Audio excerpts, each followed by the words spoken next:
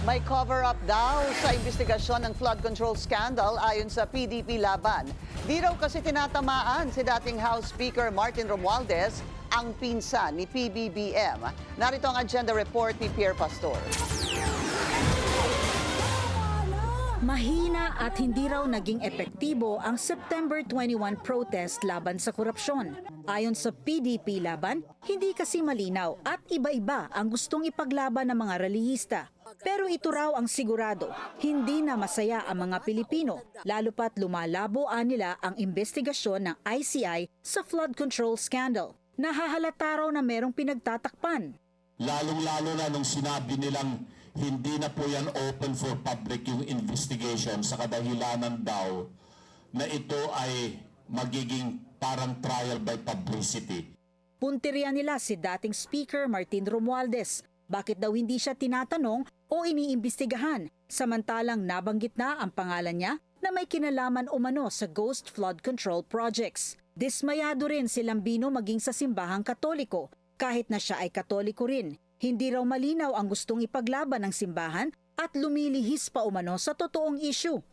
Ang nabasa ko na naging pahayag ng aking simbahan, nananawagan ng pagbuo ng Truth Commission upang imbestigahang mabuti raw yung nangyaring drug war nung panahon ni Tatay Digong. Matagal na pong iniimbestigahan yan. Inimbestigahan na po yan ng katakot-takot. Nadala na nga sa Netherlands sa ICC si Tatay Digong. Bakit yung aking simbahan ang kanyang inuunang tawagin ay pagbuo muli ng Truth Commission? Nais ng partido na mabuo ang isang sectoral representation na nagkakaisa ang protesta para panagutin hindi lang ang mga contractor ng flood control projects kundi ang mga opisyal na nangontrata sa kanila. Magkakaroon ng 3-day nationwide protest para mas maging solid daw ang paghahayag ng sentimiento ng taong bayan. Hinihikayat ng PDP Laban ang publiko na makilahok dito. Lumabnaw ba? Dahilan po sa hindi naman nagkaisa yung mga tao sa kanilang mensahe. So tawagin na lang natin itong November 16 na take 2. Na tayo po ay naglilinaw ng ating panawagan.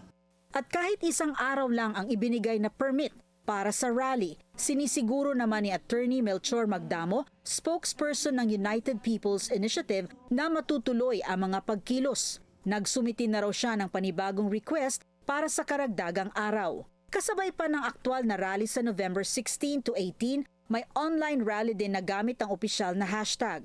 Hashtag Rally for Accountability, Justice, Integrity.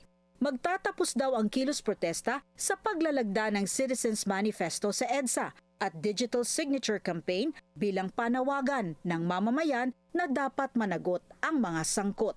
Para sa agenda, Pierre Pastor, Billionaire News Channel.